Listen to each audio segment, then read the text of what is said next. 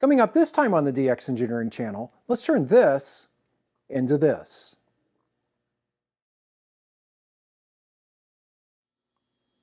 Welcome back to the DX Engineering channel. I'm Michael, KI@R.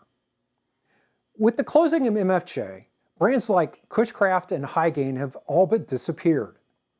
Antennas that have been around for decades, like the Cushcraft R8 and R9 and the Highgain AV640 and 680, are no longer available. Now, not everyone can put up a vertical that requires a radial field, and these antennas made it easy for hams to get on the air with a good signal.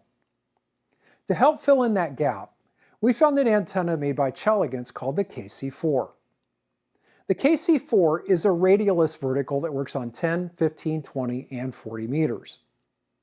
Assembled, the antenna weighs about 15.5 pounds, is 26.7 feet tall, and has a power rating of 1,000 watts on sideband, 500 on CW, and 300 on digital.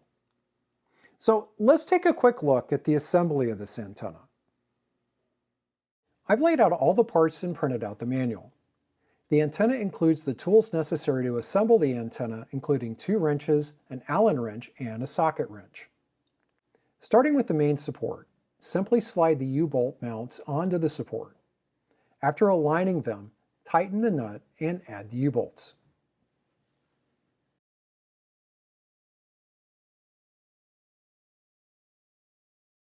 Next, remove the 2 bolts on the insulator and slide the first aluminum tube inside the insulator. The tube is pre-drilled. Align the holes and insert the bolts and tighten them. It's a good idea to use JetLube SS30 anywhere on the antenna where there is stainless steel hardware or aluminum joints. This will keep the hardware from galling and also keep the aluminum from oxidizing. By the way, I made a video about galling about a year ago. I'll leave a link down in the description. Next, I'm removing the hardware that holds the match box onto the antenna and then attaching the box with the coax connector pointing down. Using the Allen key, just tighten the screws on the top and the bottom of the box.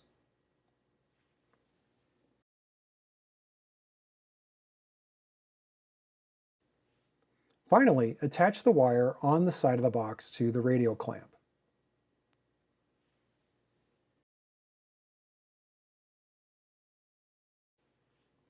The rest of the assembly is easy. Each tube and trap are marked. Line up the mating tube with the bottom of the sticker on the smaller tube.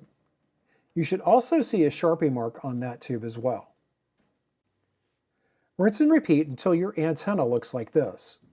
As you can see, I've also added the 6 counterpoise elements and the top hat elements to the antenna as well. Chelegance says that the antenna should be mounted approximately 1.5 meters or 5 feet off the ground. This will give you a good SWR. Assembly of the antenna took me under a half an hour, and there were no issues with the hardware and everything just lined up easily. After I completed mounting the antenna on my test stand, I attached a short piece of coax and my Rig Expert analyzer. I found that the SWR was lowest on the phone band in each of the 4 bands. On 10 meters, the SWR was below 1.5 to 1 across the entire band. On 40 meters, I had about 100 kilohertz of bandwidth with the SWR under 2 to 1. Now, since I prefer CW, I did spend some time lengthening the antenna on the 3 lower bands. So, how does it perform? In spite of the marginal band conditions that we've had over the past couple of weeks, I've made a number of QSOs with it around the country and I've received good signal reports. The KC4 is a great solution if you don't have a lot of space or if you're just someone who's looking for a second antenna. It's quick and easy to assemble and it works well.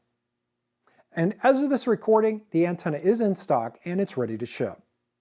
Hey, thanks for watching today. I'm Michael, KI@R, and we'll catch you on the next one.